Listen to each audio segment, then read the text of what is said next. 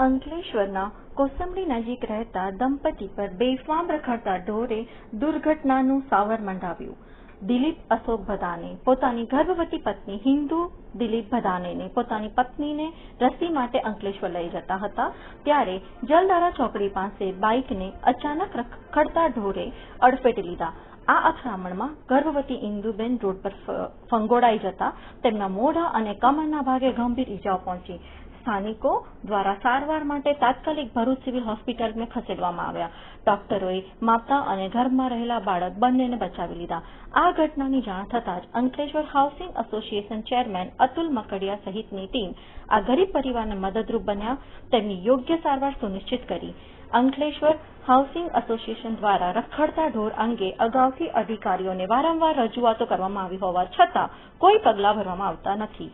સ્થાનિક લોકોનો આક્ષેપ છે કે આવા ઢોરના માલિકો સામે કાયદેસર કાર્યવાહી ન થવાથી રોડ પર ચાલતા વાહન ચાલકો અને રાહદારીઓનું જીવન દાવ પર લાગી રહ્યું છે। आगे तो बीच में उनको धक्का मारा, वो गिर गए तो उनको मुंह में चेहरे पे लगा है तो वो सब इधर उधर लगा है। उसको शुगर विजन आई थी, वो प्रेग्नेंट थी, इसके लिए उसको लगा था, वो पैर पे आई ऐसा गिरी तो फिर हम लोग दवाखाने में अंकलेश्वर में पद्मावती सौस्तम में लेके गए। वहाँ से वो लोग ये बोल रहे थे ज़्यादा एडमिट करना है तो पैसा भरना पड़ेगा, ऐसा कुछ बोल रहे थे। तो वहाँ से हम लोग ने, मेरे पास पैसा नहीं था तो साहब से वो खाली वहाँ से लिया, बाकी पैसा उधर भर के फिर झगड़िया लेके गए वहाँ से। कब से आए इधर से इधर कल आए थे ना कल।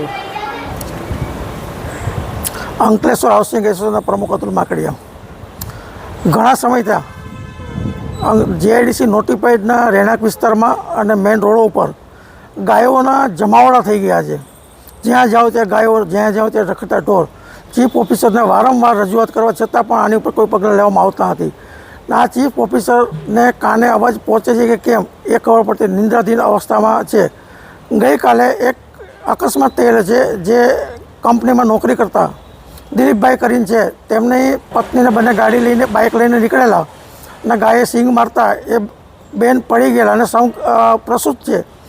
તેના માથામાં પણ ઈજા છે, બ્રેનમાં પણ ઈજા થઈ છે અને એ સિવિલ હોસ્પિટલમાં દાખલ કર્યા છે। તો શું આ ચીફ ઓફિસર, આ નોટિફાઈડ એરિયા ઓથોરિટી ને વહીવટકર્તાઓ કોઈ ધ્યાનમાં લેશે ખરા કે પછી કોઈ જાનહાનિ થયા પછી હજી પણ જાગશે?